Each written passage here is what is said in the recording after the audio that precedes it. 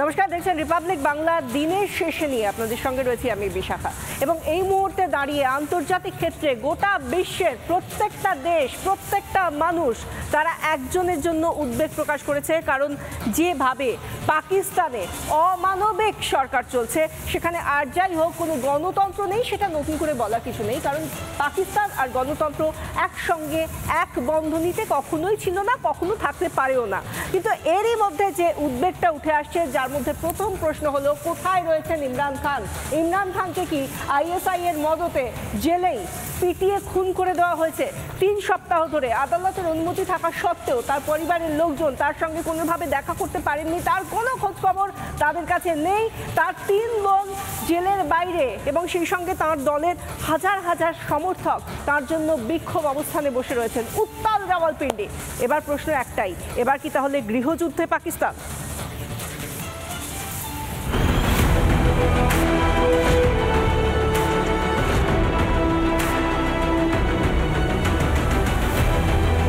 मुझे बतलाए इन गासिबों, जालिमों और कातिल हुक्मरानों को पाकिस्तान में छुपने की जगह मिलेगी?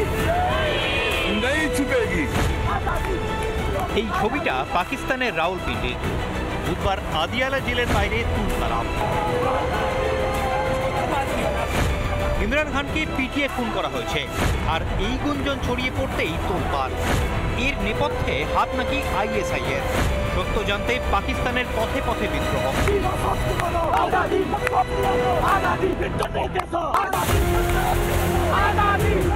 রাওয়ালপিন্ডি জুড়ে আজাদি স্লোগান। ইমরানের সঙ্গে দেখা করতে দেয়া হচ্ছে না তার পরিবারকে।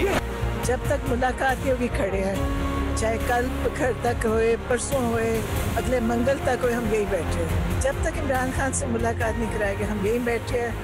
और अगर इन्होंने कुछ ज़्यादा किया, आज तो आपको पता है मेरे साथ बहुत सारे मेरे मुहाफिज आए हुए हैं, तो मेरा नहीं ख्याल वो छोड़ेंगे। अगर किसी ने आज कुछ किया तो कोई नहीं बचेगा। এমনকি 7 বার চেষ্টা করেও ইমরানের সঙ্গে দেখা করতে পারেননি খাইবার পাখতুনখোয়ার মুখ্যমন্ত্রী সোহেল আফ্রিদি। বৃহস্পতিবার আরও একবার আদিয়ালা জেলে যাবেন তিনি। খোঁজ না পেলে বিরাট আন্দোলনে নামার হুঁশিয়ারি সোহেল আফ্রিদির। এই পরিস্থিতিতে জেলের বাইরে অস্বাভাবিকভাবে বেড়েছে সেনার সংখ্যা। ইমরানের দেহ লোপাট করতেই কি এই তৎপরতা? पाकिस्तान के आइन पर हमला है, सुप्रीम कोर्ट को 2 लख्त कर दिया गया है, मंजूर नजर जजों को इस आईनी अदालत में बिठाया गया है। ये आवाज जो है बहरहाल वो गूंजती रहे, इमरान खान की आवाज गूंजती रहे। वो प्रेस के जरिए हो, वो आप लोगों के जरिए हो, सोशल मीडिया के जरिए हो, हम हर ऐवान को इस्तेमाल करेंगे जहां हम आवाज उठा सकते हैं। তাহলে কি কলকাতা নাচে আইএসআই? পাকিস্তানে সে কিন্তু একটা ডেমোক্রেটিক্যালি ইলেকশন জিতে সরকার গঠনের মতন পরিস্থিতিতে ছিল, কিন্তু সেটা তাকে করতে দেওয়া হয়নি।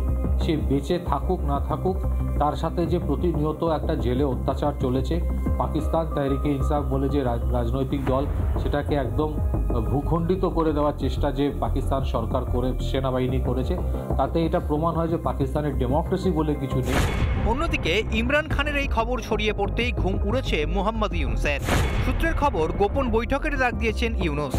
আইএসআই এর হাতের পুতুল ইউনুসের এখন চিন্তা তাঁর পরিণতিও ইমরানের মতো হবে না তো। কিন্তু রাওয়ালপিন্ডির এই পরিস্থিতিতে কেন চুপ শাহবাজ শরীফ? ইমরানকে নিয়ে কি লুকোতে চাইছে পাকিস্তান? এবার কি আইএসআই নিয়ন্ত্রিত পাক প্রশাসনের সঙ্গে সংঘর্ষে পিটিআই? গৃহযুদ্ধের মুখে দাঁড়িয়ে রয়েছে আসিফ মনির ও আইএসআই নিয়ন্ত্রিত পাকিস্তান। রিপাবলিক বাংলা। একবার ভেবে দেখুন যে এই ইমরান খান কার্যত গোটা বিশ্বের কাছে পাকিস্তানকে চিনিয়েছিল, তার এই মুহূর্তে কি পরিণতি? কিং খান যাকে বলা হতো, যে 92 সালে পাকিস্তানকে ওয়ার্ল্ড কাপ এনে দিয়েছিল, আন্তর্জাতিক ক্রিকেটে অন্যতম সেরা দল হিসেবে সামনে এসেছিল পাকিস্তান এই ইমরান খানের নেতৃত্বেই। তার যখন রাজনৈতিক স্তরে উন্নীত হলেন যখন ইমরান খান, সেই সময় তার যাত্রাটা কেমন ছিল, তার সফরটা কেমন ছিল দেখাবো। যেভাবে জেলেই খুন কি ইমরান, সেই জায়গা থেকে এবার আমরা একটু বলি যে ইমরানের রাজনৈতিক সফরটা কীরকম। এই প্রশ্নের সঙ্গে সঙ্গে এই সফরটা অত্যন্ত গুরুত্বপূর্ণ। 1996 সাল কি প্রতিষ্ঠা করলেন? তেহরিকে ইনসাফ, পিটিআই, পাকিস্তানের তেহরিকে ইনসাফ, এই দলটি তিনি প্রতিষ্ঠা করেন ইমরান খান 1996 সালে। এবং তারপরে ছোট দল ছিল সেই সময় পিটিআই, সেই সময় আত্মপ্রকাশ যে সময় করেছিল 96 থেকে 2008 পর্যন্ত একটা ছোট দল হিসেবেই ছিল পিটিআই, কিন্তু এরপর আস্তে আস্তে উত্থানটা। এবার 2013 সাল নির্বাচনে পিটিআই তৃতীয় বৃহত্তম দল হিসেবে সামনে আসে। পিটিআই তেহরিকি ইনসাফ সেটা নির্বাচনের তৃতীয় দল হিসেবে সামনে উঠে আসে। 2018 সাল নির্বাচনে পিটিআই সংখ্যাগরিষ্ঠ হয় নেতৃত্বে ইমরান খান। 2018 পরে এবার তিনি কিন্তু 22তম প্রধানমন্ত্রী হিসেবে শপথ নেন। ওই যে সংখ্যাগরিষ্ঠ দল হিসেবে তিনি তার দলের আত্মপ্রকাশ, এবং তারপর তিনিই প্রধানমন্ত্রী হলেন এবং তারপর তিনি শপথ গ্রহণ করেন। 2018 থেকে 2022 সাল ইমরান খান প্রধানমন্ত্রীর পদে থাকেন এবং তারপর তার জন্য যে খারাপ অধ্যায়টা যেটা সূচনা হলো সেটা সেনাবাহিনীর সঙ্গে তার সম্পর্কের যখন অবনতি হলো সেই সময় থেকেই তার খারাপ সময়টা বা যাকে বলা হয় ডাউনফল সেটা শুরু হলো। 2021 থেকে 22 সামরিক নেতৃত্ব ইমরানের দূরত্ব শুরু হলো। দূরত্বটা বেশ ভালো রকমভাবে বোঝা গেল তখন। এবং তার পরের বছরটাই 2023 অগস্টে গ্রেফতার হয়ে যান ইমরান খান। এবং এই যে ইমরান খানের গ্রেফতার হওয়া, তারপর থেকে আমরা নানান নাটক দেখেছি, বিভিন্ন সময় নানান নাটক দেখেছি, বিভিন্ন সময় তার উপর কোনো না কোনোভাবে আঘাত হানা, তাকে আক্রমণ করা। এই সময় এই প্রত্যেকটা বিষয়গুলো আমাদের চোখের সামনে উঠে এসেছে। সোশ্যাল মিডিয়া থেকে আন্তর্জাতিক মিডিয়া সব জায়গায় এই বিষয়গুলো বারবার উঠে এসেছে। অপারেশন সিঁদুরের সময়ও তার উপর হামলার ঘটনা উঠে এসেছিল, কিন্তু এবার যেটা উঠে এসেছে সেটা কিন্তু অনেক বড় একটা বিষয়। কারণ 3 সপ্তাহ ধরে তার বোন, তার 3 বোন, তার পার্টির যারা সদস্য প্রত্যেকে বলছেন আমরা ইমরানের কোনো খোঁজ পাইনি। এবারে এই যে পাকিস্তানের কথা বলছি, পাকিস্তানের রাষ্ট্রনায়করা ঠিক কীরকমভাবে থাকেন সেটা আমরা প্রত্যেকেই মোটামুটি জানি। একটা উত্থান থাকে আর পতনটাও দেখার মতো হয়, সেদিকে একবার নজর রাখবো যে কিরকমভাবে শাসকদের পরিণতিটা কোন দিকে গড়ায়। লিয়াকত আলী খানের দিকে যদি নজর রাখি, একেবারে তাকে দিয়েই যদি শুরু করি, তারও একটা উত্থান ছিল, তারপর তার একটা করুণ পরিণতি হয়েছে। প্রথম পাক প্রধানমন্ত্রী লিয়াকত আলী খান, প্রথম পাক প্রধানমন্ত্রী, সভায় গুলিবিদ্ধ হয়ে মৃত্যু হয় তার। এরপরে আমরা আসছি জুলফিকার আলী ভুট্টো, তার দিকে একটু দেখা যাক। তিনিও তো বড় নেতা ছিলেন, রাষ্ট্রপ্রধান ছিলেন পাকিস্তানে। এরপরে তার এই বড় বিষয়টা রাষ্ট্রপতি হওয়া, তারপর প্রধানমন্ত্রী হওয়া, এই উত্তরণটা দেখলাম। এবার দেখুন তার পরিণতিটা, খুনে অভিযুক্ত কে, এবং 1973 সালে ফাঁসিও হয় জুলফিকার আলী ভুট্টোর। এবার জুলফিকার আলী ভুট্টোর পর তার যে আগামী প্রজন্ম বেনজির ভুট্টো পাকিস্তানের প্রধানমন্ত্রী ছিলেন এবং তারপর দুবারের পাক প্রধানমন্ত্রী ছিলেন বেনজির ভুট্টো। কিন্তু সেখানে এই যে সাফল্যের পরে ব্যর্থতা কি ভয়ঙ্কর সেটা দেখুন। সভায় আত্মঘাতী হামলায় খুন হতে হয় তাকে, তখন কিন্তু তিনি প্রধানমন্ত্রী ছিলেন না। সভায় আত্মঘাতী হামলায় খুন হন বেনজির ভুট্টো। এখানেই পাকিস্তানের রাষ্ট্রনায়কদের বা সর্বাধিনায়কদের কিন্তু শেষ পরিণতি করুণ হচ্ছে এরকমটা নয়। পারভেজ মোশাররফও এই তালিকায় রয়েছেন। পারভেজ মোশাররফ সেনাপ্রধান, প্রেসিডেন্ট ছিলেন এবং তারপর তাদের উত্থানটা দেখালাম। এবার পতনটা দেখুন। রাষ্ট্রদ্রোহের অভিযোগে দেশ ছাড়া হতে হলো পারভেজ মোশাররফকে, যার কথায় এক ঘাটে সবাই বাঘে গরুতে জল খেতে বলা হতো। এবং তারপরে মুশাররফ হোসেনের পরে এবার আমরা দেখব নওয়াজ শরীফ, তাকেও দেশ ছাড়া হতে হয়েছিল। কিভাবে তার জার্নিটা কীরকম ছিল, তার যাত্রার পথ। নওয়াজ শরীফ 3 বারের প্রধানমন্ত্রী, বেনজির ভুট্টো থেকেও একবার বেশি 3 বারের প্রধানমন্ত্রী ছিলেন তিনি। নওয়াজ শরীফ কারাদণ্ডের সাজা শোনানো হয় তাকে, চিকিৎসার অজুহাতে তিনি দেশ ছাড়া। এবং এই জায়গা থেকেই প্রশ্ন, যদি তিনি দেশ ছাড়া না হতেন, যারা পাকিস্তানে দেশ ছাড়া না হয়েছে তাদের জন্য কি হতে পারে সেটা তো ইমরান খান দেখিয়ে দিচ্ছেন। তার কি পরিণতি হতে পারে সেই সম্ভাবনাটা উঠেই আসছে এবং এদিকে আমরা নজর রাখবো। কিন্তু তার আগে এবার আমরা যে বিষয়টায় নজর রাখবো সেটা হলো আল ফালাহ বিশ্ববিদ্যালয় সংক্রান্ত খবর, এবং তার থেকেও বড় করে যে বিষয়টা তা হলো দিল্লি বিস্ফোরণের যে নয়া চাঞ্চল্যকর মোড় উঠে আসছে, যেখানে দেখা যাচ্ছে যে জঙ্গিরা বিস্ফোরক যাতে মজুত করা যায় তার জন্য মাটির নিচে মাদ্রাসা তৈরি করেছিল। এবং এই চাঞ্চল্যকর মোড় যখন এসেছে তখন দেখা যাচ্ছে একটা সত্যি নির্মীয়মান মাদ্রাসা পাওয়া গিয়েছে। এবং এই নির্মীয়মান মাদ্রাসাটা পাওয়ার পরে যারা এনআইএর যারা আধিকারিক তদন্তকারী তারা সত্যিই ভাবছে যে এবারে যেহেতু আল ফালাহ বিশ্ববিদ্যালয়ের খুব কাছে এই মাদ্রাসা, তাহলে কি সত্যি আরো কত বড় জাল ছড়িয়েছিল এই জঙ্গিরা, নাশকতার কত বড় চক্রান্ত ছিল, আরো কত গভীরে গিয়ে তদন্ত করতে হবে।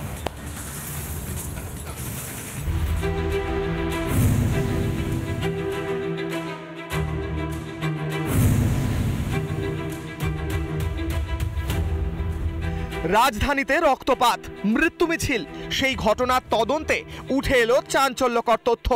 তদন্তকারীদের সন্দেহ বিস্ফোরক মজুত করতে বিরাট গুদাম তৈরি করেছিল জঙ্গিরা, সেটাও আবার আন্ডারগ্রাউন্ড মাদ্রাসার আড়ালে। 200 গজ এলাকা জুড়ে তৈরি হচ্ছিল মাদ্রাসা। পুরো দেওয়ালের বেসমেন্ট তৈরির কাজ প্রায় শেষ।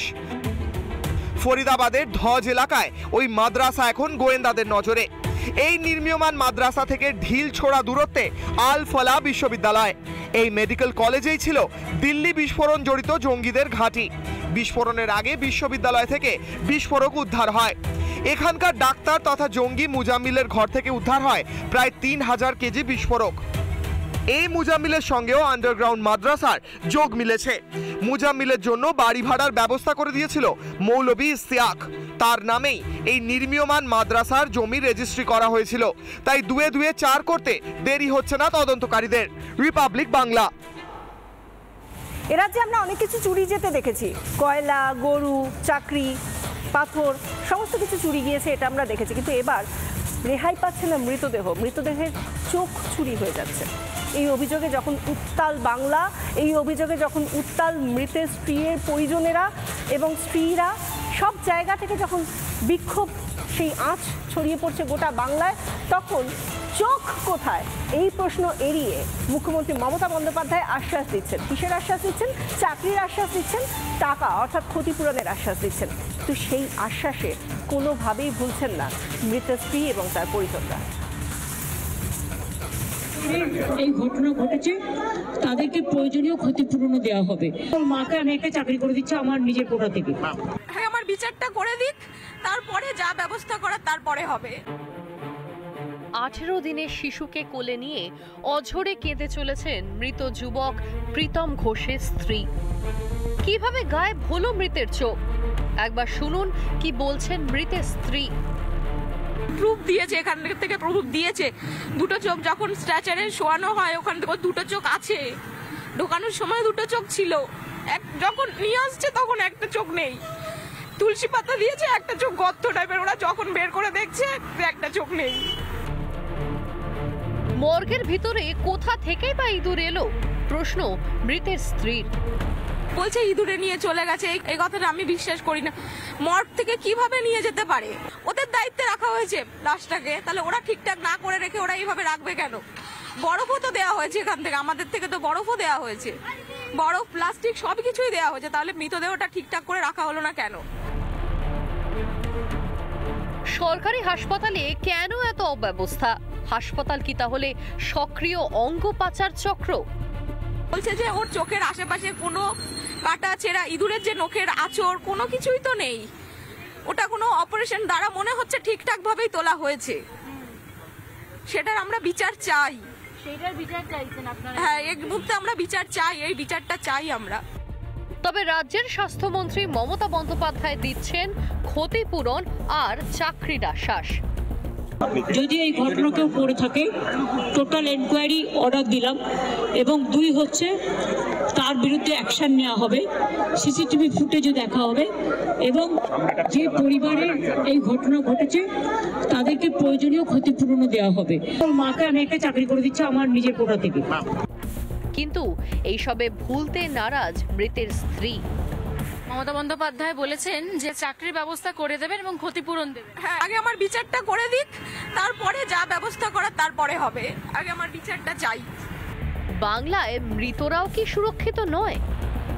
যে চাল ডাল চুরি, আবাস চুরি, চাকরি চুরি, যাবতীয়ভাবে গণতন্ত্র চুরি, ভোট চুরি, ভোটাধিকার চুরি ইত্যাদি চুরির পর তৃণমূলের এই অঙ্গ প্রত্যঙ্গ চুরি, তা কার্যত মমতা বন্দ্যোপাধ্যায় মুখ্যমন্ত্রী এবং স্বাস্থ্যমন্ত্রী হিসেবে যে চূড়ান্ত বিফল এবং তিনি জনরোষের মুখে পড়ছেন তার ইঙ্গিত বহ।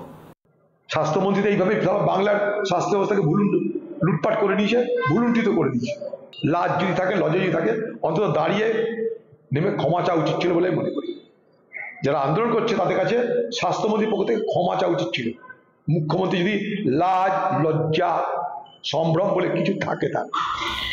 ক্ষতিপূরণ দিলেই কি সব হয় ম্যাডাম? ক্ষতিপূরণ আর চাকরি দিয়েই কি ব্যর্থতা ঢাকতে চাইছেন স্বাস্থ্যমন্ত্রী? রাজ্যের স্বাস্থ্য ব্যবস্থাকে আইসিইউতে পাঠিয়ে খেলা মেলা উৎসবে আর কতদিন মেতে থাকবে এই রাজ্যের সরকার? ঐন্দ্রিলা ঘোষের রিপোর্ট, রিপাবলিক বাংলা।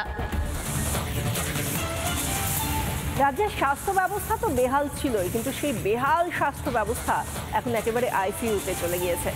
কোথাও দেখা যাচ্ছে সরকারি হাসপাতালের মর্গ থেকে মৃতের চোখ চুরি হয়ে যাচ্ছে, এই অভিযোগ সামনে আসছে। আবার কোথাও পা খুবলে খাচ্ছে শরমে ওরা, অথচ স্বাস্থ্যমন্ত্রী, যিনি কিনা স্বয়ং মুখ্যমন্ত্রী মমতা বন্দ্যোপাধ্যায়, তিনি স্পেক্টি নট। তো ইঁদুরের চোখ খেতে পারে কখনো? এত বড় মহান ব্যক্তি কে যে তাকে তুলসী পাতা দিয়ে দিচ্ছে যে আমরা এসে দেবো, আমরা বাড়িতে দেবো? শুরু হয়েছে। আমি তো কালকে দেখলাম, পরশুদিনকে দেখলাম চোখ আছে, কালকে দেখি নেই। বালি, কয়লা, গরু, শিক্ষা, চাকরির পর এবার মৃতের অঙ্গ চুরি। এবার মর্গ থেকে চুরি গেল আস্ত চোখ, যা ঘিরে রাজ্য জুড়ে তোলপাড়।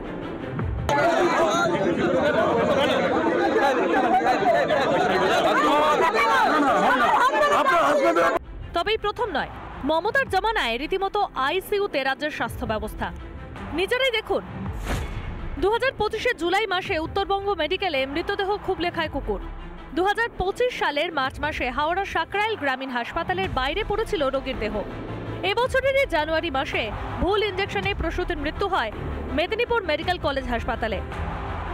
2023 সালের অক্টোবর মাসে বিচারাধীন বন্দির মৃতদেহ গায়েব হয়ে যায় এসএসকেএম হাসপাতাল থেকে।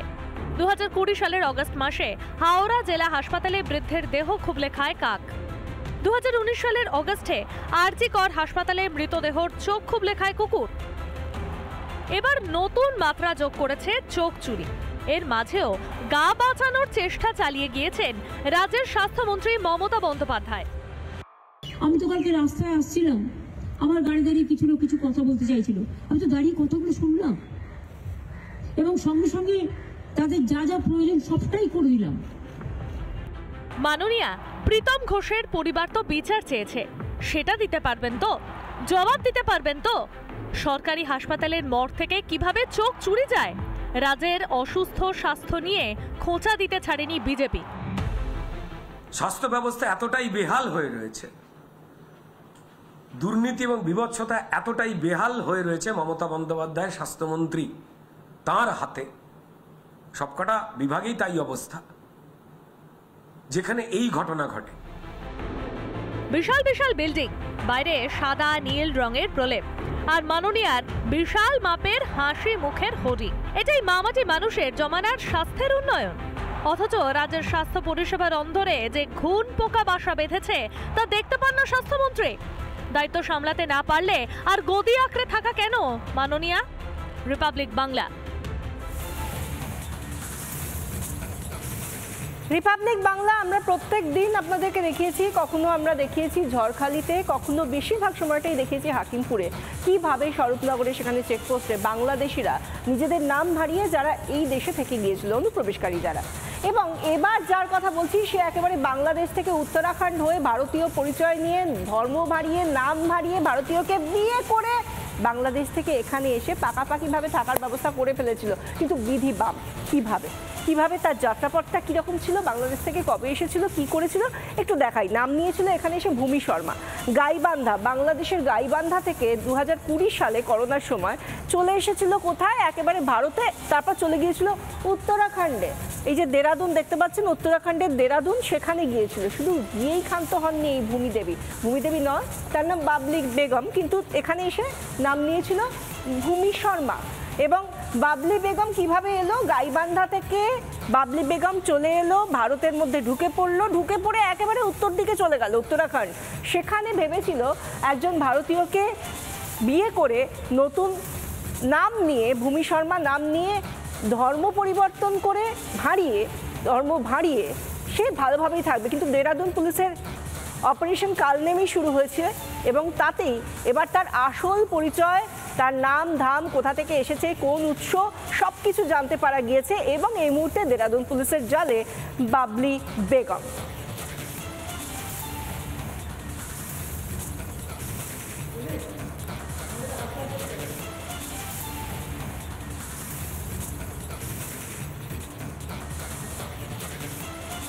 আমরা দেখতে পাচ্ছি বিভিন্ন ক্ষেত্রে নতুন নতুন উদাহরণ আসছে এবং সত্যি খুব রোমহর্ষক উদাহরণ, যেভাবে কোনো বাংলাদেশের বাবা ভারতীয়, আবার কোথাও দেখা যাচ্ছে কেউ আবার নিজের শ্বশুরকে বাবা বানিয়ে দিয়েছে, কেউ আবার আরেকটু এগিয়ে গিয়েছে, আরও কয়েক কদম এগিয়ে গিয়ে প্রতিবেশীকে বাবা বানিয়ে ফেলেছে। এরকম যে একটার পর একটা নজির পাওয়া যাচ্ছে ভোটার তালিকায় নাম তোলার জন্য জালিয়াতি, সেই জালিয়াতিতে এবার নতুন এক সংযোজন তৃণমূলেরই একজন বুথ লেভেল এজেন্ট।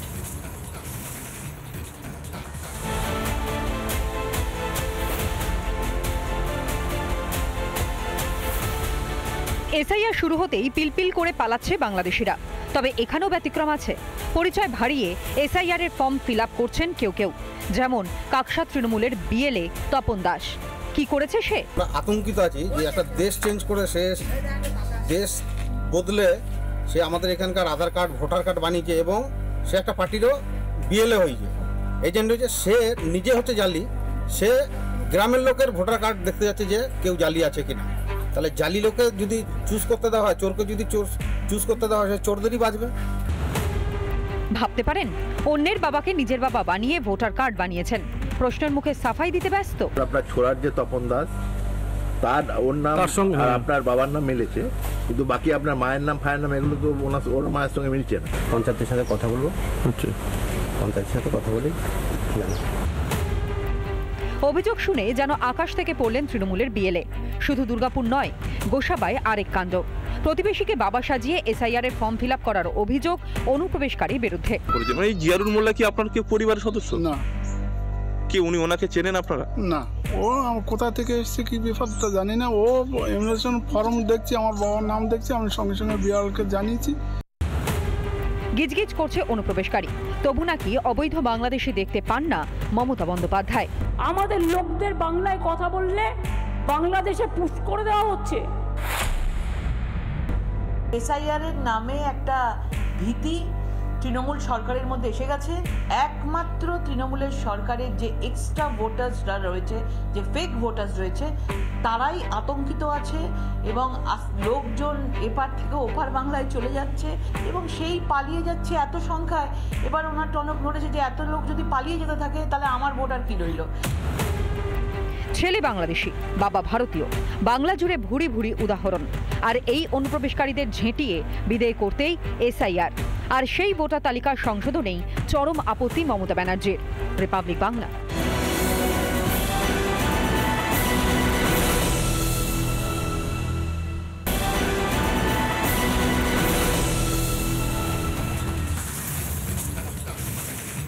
হংকংয়ে ভয়াবহ অগ্নিকাণ্ড, 7টি হাই রাইজে আগুন ধরে যায়, 7টি বিল্ডিংই জ্বলতে থাকে দাউ দাউ করে। এখনো পর্যন্ত 13 জনের মৃত্যুর খবর পাওয়া গিয়েছে।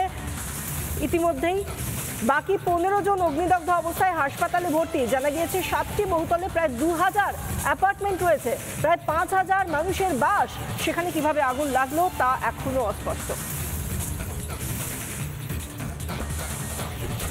হংকংয়ে ভয়াবহ অগ্নিকাণ্ডের ছবি আমরা দেখাচ্ছি, যেখানে 7টা হাই রাইজ রয়েছে, তার মধ্যে 5000 মানুষের বাস। সেখানে আগুন লেগে যায়, দাউ দাউ করে জ্বলতে থাকে। ভয়াবহ অগ্নিকাণ্ড কিভাবে হলো সেটা নিয়েই এখন একটা প্রশ্ন, কারণ যেখানে এত অগ্নি নির্বাপন ব্যবস্থা থাকে, এরকম আধুনিক ব্যবস্থা থাকে, সেখানে এই 7টা বিল্ডিংয়ে কিভাবে আগুন লাগলো সেটাই একটা বড় সন্দেহের বিষয়।